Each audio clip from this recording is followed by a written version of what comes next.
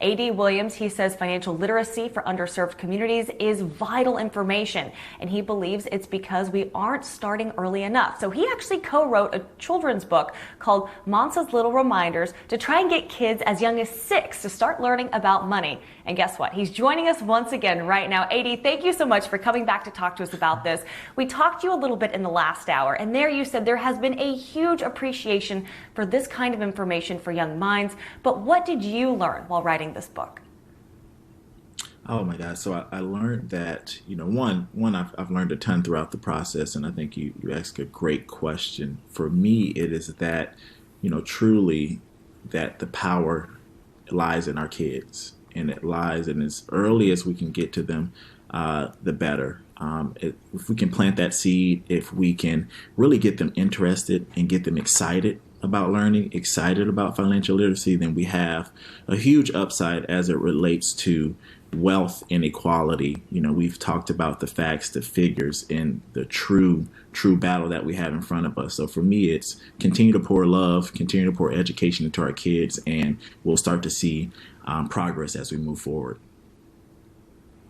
And why is learning about money for underserved communities, especially for Black and Brown kids, a matter of social justice as well? Oh my God, I truly believe that financial equity is the great equalizer. In some cases, when you listen to the experts like Claude Anderson, they will tell you that the power of money, and more importantly, the power in money in education, truly has the ability to start to right size some things. You hear these terms around reparations, and me and Kendall said, you know what, we can continue to fight that, but let's get out in front of it. Let's educate our kids. Let's help them fall in love with these characters, and thus fall in love with all things financial literacy and financial equity, so that not only them and their colleagues can start to do some interesting and important things with money, but that they can pour that knowledge down to future generations to come. And then you start to see that cycle start. And that's what's most exciting about this entire journey. And speaking of that journey, I know that this book is really a first step in that journey, but how do we change the system in which kids and young adults start to learn more about financial literacy in schools? Yeah, so one of our big goals is to partner with organizations, and more importantly, our school system. We know that testing and history and the sciences are all extremely important.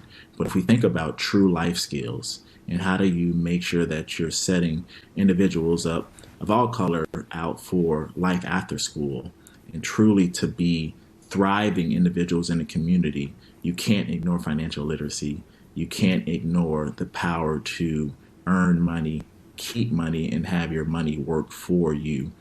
So for us, it's getting out in front of schools across the country. We've had some exciting meetings, but we need more.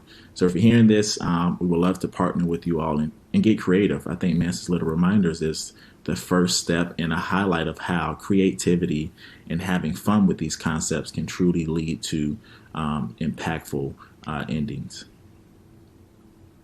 And how do you have a conversation about finances with kids? I mean, your book, again, readers, viewers, they can dive into that and they will get a lot of information out of that. But can you share maybe some tips on how you talk to your kids about finance and what you should be talking to them about?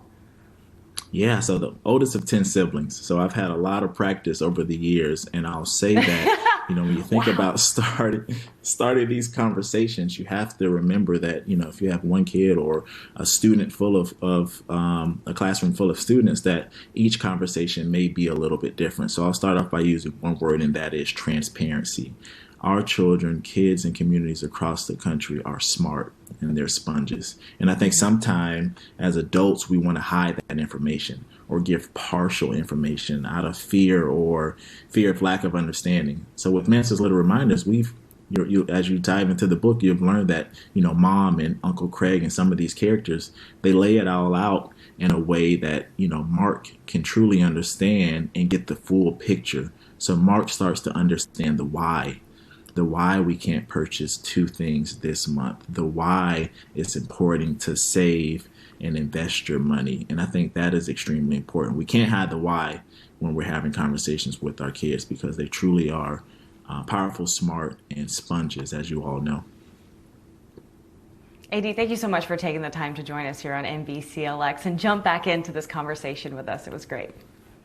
Awesome. Thank you.